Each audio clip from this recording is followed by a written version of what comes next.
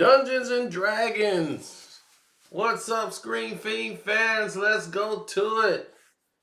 Like we do it.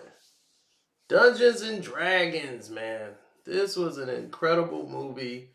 I was very moved by it. Um, I was shocked at how well the CGI was. I thought the CGI was surprisingly good. Even in the trailers, I said, wow. I was shocked. I was shocked when I first saw the trailer. I'm like, man, they're making a Dungeons and Dragons movie?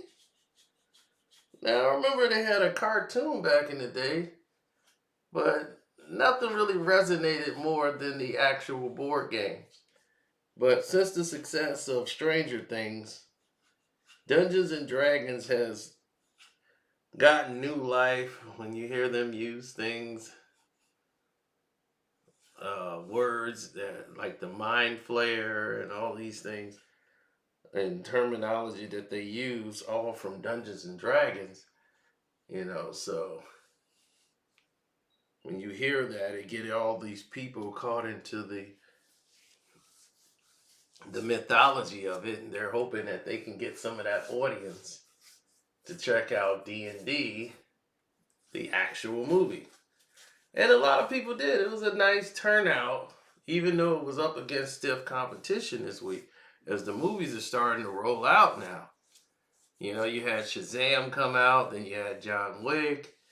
Now you had Dungeons and Dragons. You got the Air movie. Super Mario Brothers is out. Movies are starting to come back to the movie theater. And when you do that and you start bringing movies out in succession, then that's where you start getting people back into the movie theaters. So I'm excited, to say the least. Now, as for me, I was continuously blown away by the story. I felt like when they told it, I would have liked a little bit more seriousness to the film. I think it was light in a lot of areas, as Hugh Grant played a usual Hugh Grant type of role. He's really good at playing a sleaze bag. And basically, these are a story about a couple of thieves who were all had their own stories where they were banished from their own crew and their own clique, and they were out to prove something. And this band of thieves get on an adventure and a quest to get this long lost relic that could bring back the main thief, the main character's wife.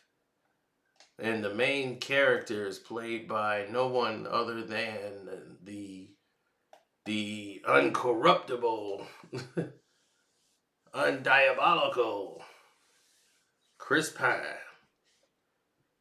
And Michelle Rodriguez plays Holger, and then you have Doric, who's the Red Witch, and she's like basically the main baddie in this one, as she manipulates them to steal this relic for her, then traps them in a time capsule,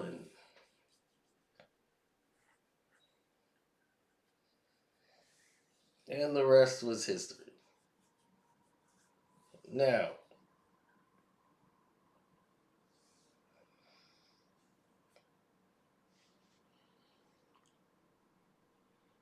the nature of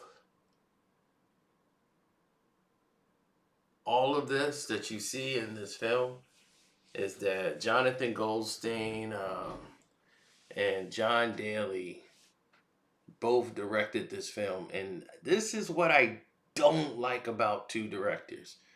You have two different styles of directing. And I saw that in this film. Now, I give this movie 3 stars out of 4.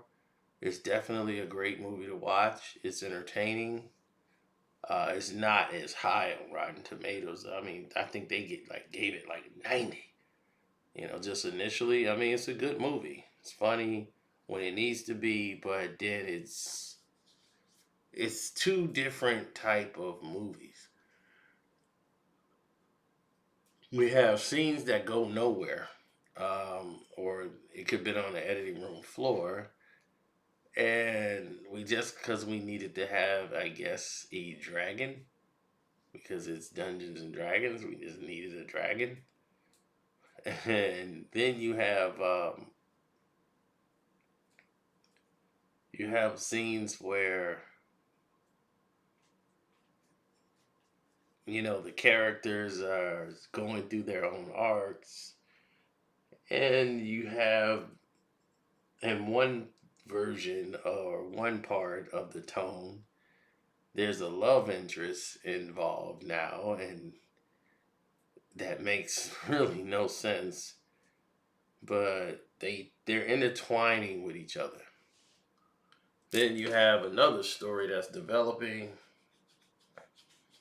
as Chris Pine is trying to basically raise his daughter on his own after his wife perished, and he wants to use this relic to bring back his wife that's deceased because only the relic could bring her back from being gone. If she was hit by the Red Witch's blade. So, this budget was like $150 million. I don't know if it recoups $150 million. Probably worldwide it would.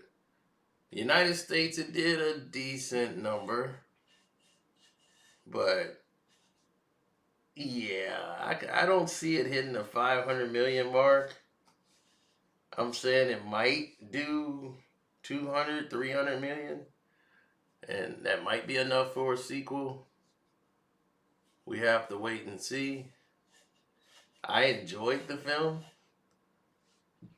but this is why it's hard to have the two directors. I think sometimes that you can have one director, they want the tone shot in a different way with more serious, and then you have a director who wants to make it more light.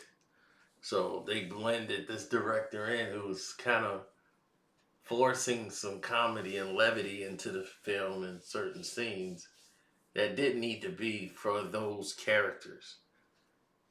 For certain characters, yes, but at that moment in time, I couldn't see this character actually like being that silly in that moment in time. But that's me just nitpicking. But out of my 4-star system, Dungeons and Dragons get 3 stars. Definitely go check it out. And that's it. Make sure you subscribe to Screen Fiend, hit the notification bell, and we'll chat later. Thank you. Bye bye.